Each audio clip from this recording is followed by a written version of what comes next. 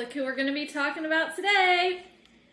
Furby! And yeah, he's pretty beaten up. He's my original, the one that I owned probably back in 1998 when they first came out. So let's unpack a little bit of the history of Furby. And no, unfortunately, I'm sure you're probably going to ask, does he still work? I did try to put batteries in him, and no, sadly unsuccessful.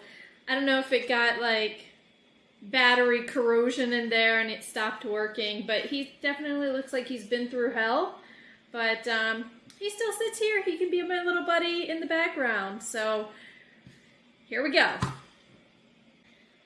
Love them or hate them, there's no denying that Furbies are one of the most iconic toys of the late 90s and early 2000s. So they were first introduced in 1998, and these fuzzy little electronic animals became a massive sensation, selling millions of units in just a few short years. But where did Furby come from, and what happened to make them so popular? Well, let's dig in and take a look at the strange and wonderful history of Furby, and let's ask the question, were they really possessed? Furby was created by David Hampton and Caleb Chung, two inventors who had previously worked on other popular toy products such as the Teddy Ruxpin and the Hit Clips player.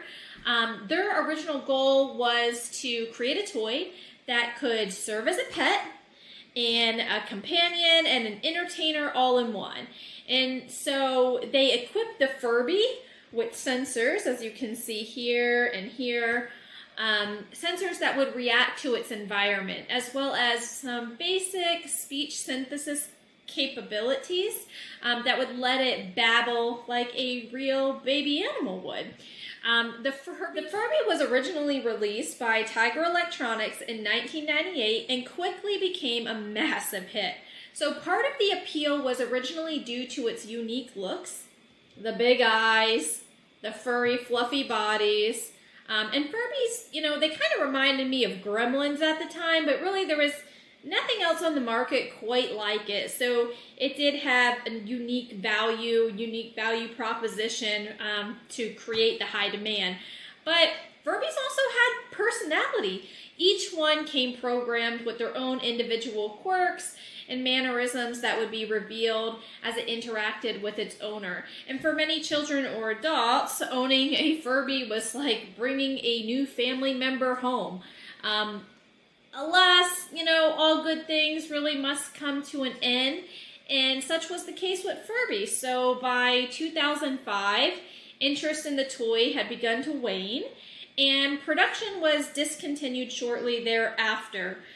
Though Tiger Electronics would later release several updated versions of the Furby over the next few years, including a Furby Baby version aimed at younger children, none managed to recapture the same level of popularity as the original.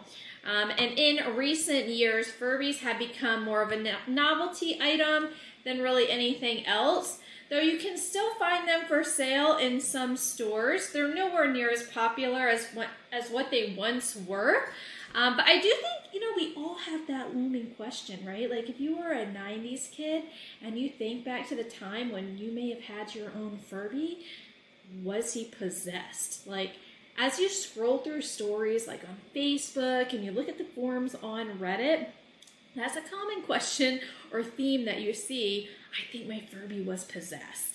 So let's dig into that a little bit more. Really the first piece of evidence that Furbies may have been possessed is the fact that they could talk, right? And it wasn't just simple phrases like, I'm hungry, or I love you. No. Furbies would say creepy things sometimes, like, I see you. And they could actually hold full conversations, at least according to their owners. In reality, Furbies were nothing more than just a string of random syllables that vaguely resembled actual English. I don't actually remember my Furby like speaking actual words. He could make some noises and stuff, but I think they really needed to interact with other Furbies to communicate a lot more. But anyhow, to a child's imagination, it sounded like the Furbies were communicating with them. So it's no wonder that, we think back to our childhood and we remember being scared of our Furbies that night. But another piece of evidence, and you may see this, people question this too, another piece of evidence that Furbies' eyes would sometimes change color. Now that's creepy, right? The Furbies' eyes changing color. I mean, look at these things.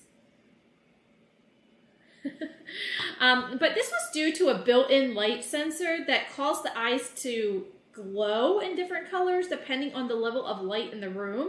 But to a child's mind, it might have seemed like the Furbies' eyes were turning red when they got mad or when they were preparing to unleash some kind of dark power. Right, Furby? Were you planning to release a dark power? Well, anyway, the final piece of evidence here is the fact that Furbies often did make strange noises, particularly in the middle of the night. And this was due to the built-in microphone that would tend to pick up on ambient sounds and replay them at a higher pitch. But to a child's mind, again, it does seem like they were planning something sinister. Yeah. So if you have any Furby stories or memories of your Furby, I would like to hear what you have to say. Leave a comment below and let us know what you think.